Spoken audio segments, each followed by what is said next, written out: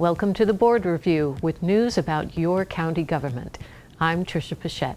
Today you'll learn about County Commission actions from the October 1st, 2019 board meeting. Tuesday's meeting marked the beginning of a new fiscal year for Polk County, and that means tackling the planning of Polk County's future. One of the first items up for discussion and approval were preliminary steps to build 3 new fire stations for Polk County Fire Rescue. The 2 items were for pre-construction services and engineering services, totaling about $570,000. Here to tell us more about the projects is Fire Chief Robert Weech. Today, a couple of agenda items came before the county commissioners as far as approval for continuing the construction of 3 fire stations located throughout the county. Those locations included Nowcrest, Frostproof, and the Loftman areas. And we're excited about that from a fire rescue standpoint, meaning that we're going to have new housing and new stations so that we can better serve the public. There'll be replacements of old stations, and also there'll be better placement of resources to make sure we're getting to the public in an efficient and a timely manner. So we're excited about the continuation of the building of those 3 projects, and we look forward to their completion. Those new fire stations will significantly help meet the needs for Polk County's residents, which is a common theme among the county's continuing projects. As the county continues to grow, so do service demands. In our next agenda item, Mike Callender from Polk County's Parks and Recreation discussed the latest approval for a new $1 million Grand Pavilion at Lake Gwynn Park. Our agenda item was a construction contract with Simcoe Construction, and basically it was to build the Grand Pavilion for Lake Gwynn Park. We're nearing the last development of our Lake Gwynn Park complex, and the Grand Pavilion is the one of the last structures that will be built on the complex. The contract also included the additional ancillary buildings that go along with it, the construction that goes along with it, the parking lot, dumpster enclosure, utility hookups, stormwater, and parking areas. Polk County's Roads and Drainage Director Jay Jarvis was also on hand Tuesday to discuss the approved recommended changes to the functional classification of Polk County roads. That was a road class reclassification item. Basically, there's a committee in the Transportation Planning Organization that looks at roadways and how they're classified, whether they're local, collector roads, or arterial roads.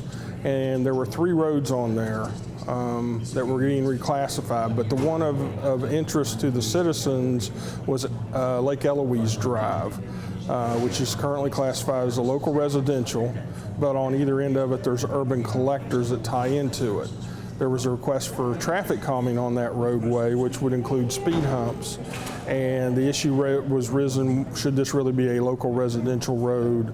And that TPO committee just evaluated it, came up with basically reclassifying the road to an urban collector, which would have then disqualified it for traffic calming and speed humps.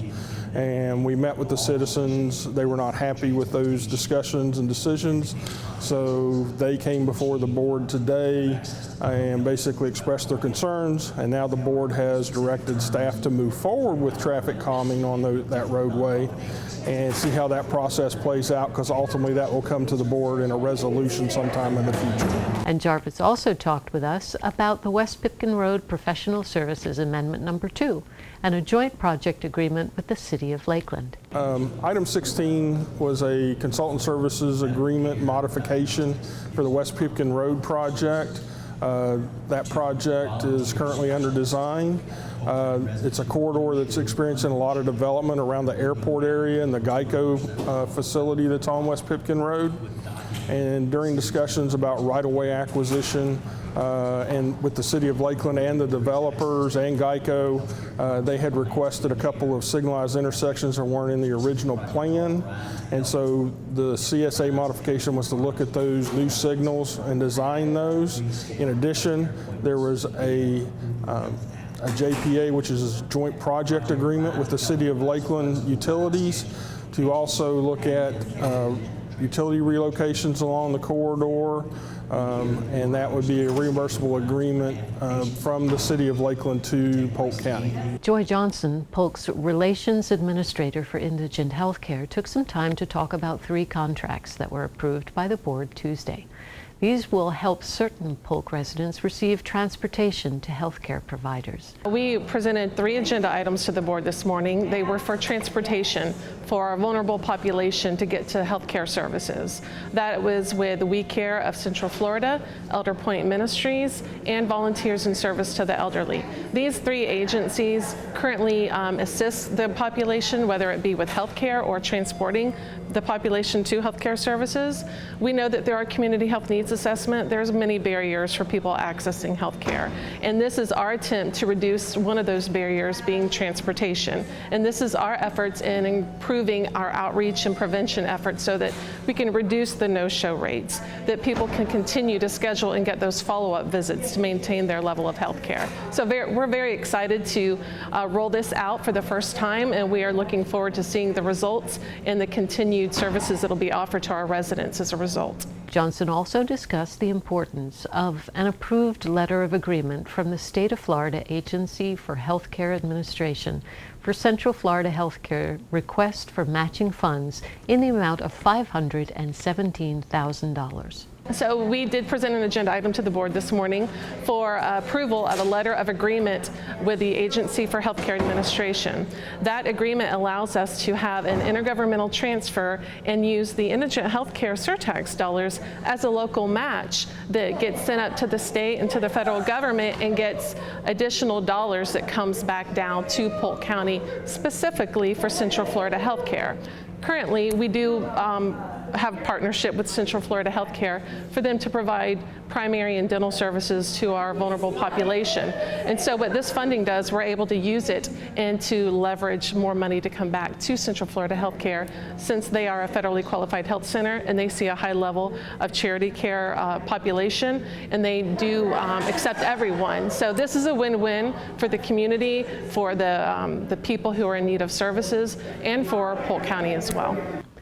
Other approvals included a renewal agreement, which is expected to cost about $380,000 for core public health services with the Florida Department of Health in Polk. Jones Edmonds & Associates was approved as a consultant for the North Central Landfill Phase 6 design revision at a cost of about $126,000. Connie White was reappointed as a member, seat 4, of the Polk County Historical Commission for a 3-year term that will end in September 2022. An interlocal agreement for a countywide transit system with Lakeland Area Mass Transit District. Jennifer Bush was recognized by the board for her years of dedicated service to the Polk County Historical Commission.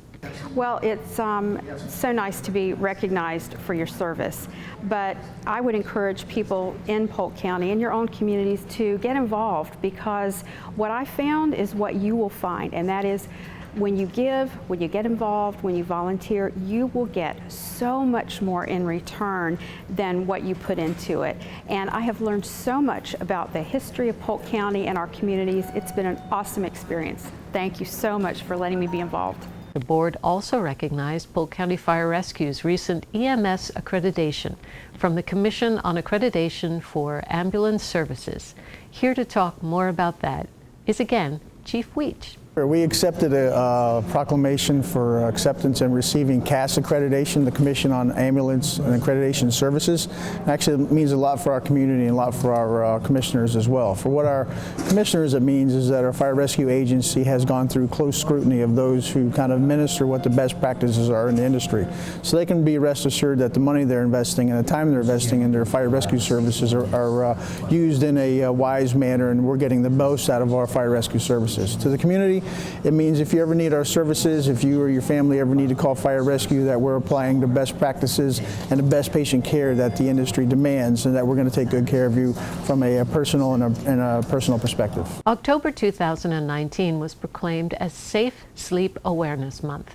Amanda Wilson, representing the Department of Children and Families, was on hand to accept the proclamation and talk more about this important issue. It was a safe sleep proclamation. We want to spread awareness about safe sleep practices here in Polk County and throughout the state of Florida. Unsafe sleep-related deaths in infants is very much preventable if they sleep alone on their backs and in their cribs. Their cribs should be completely bare with no soft blankets, pillows, teddy bears, nothing should be in their crib. Again, alone on their backs and in their cribs. The board also proclaimed October 17th, 2019 as Talbot House Ministries Day. Erin Martinez, who accepted the proclamation, took some time to talk to us about this vital organization that helps so many in our community. Today, I accepted a proclamation declaring October 17th Talbot House Ministries Day. We're going to be celebrating 40 years in Polk County community, serving the homeless and poor. We are the largest and most comprehensive provider of social services for the homeless in Polk County, and we're very grateful to the Board of County Commissioners for their support over the past 40 years. October 17th is our annual banquet, and we're inviting all Polk County residents to come out and celebrate with us. In public hearings, during the afternoon session, the board held several public hearings on a variety of items. Those items up for consideration included: the board approved a resolution to vacate the road and right-of-way for Fletcher Cutoff Road. During the afternoon session, the board also approved a large-scale comprehensive plan map amendment to change land use on 30 acres from agricultural residential rural to institutional with the associated ordinance. Well, that wraps up this edition of the Board Review. To keep current with programs and progress in the county, visit us online at polk-county.net or follow us on Facebook and Twitter. We encourage you to join us at the next scheduled board meeting at 9 a.m. Tuesday, October 15th, 2019. I'm Tricia Pichette. Thanks for watching.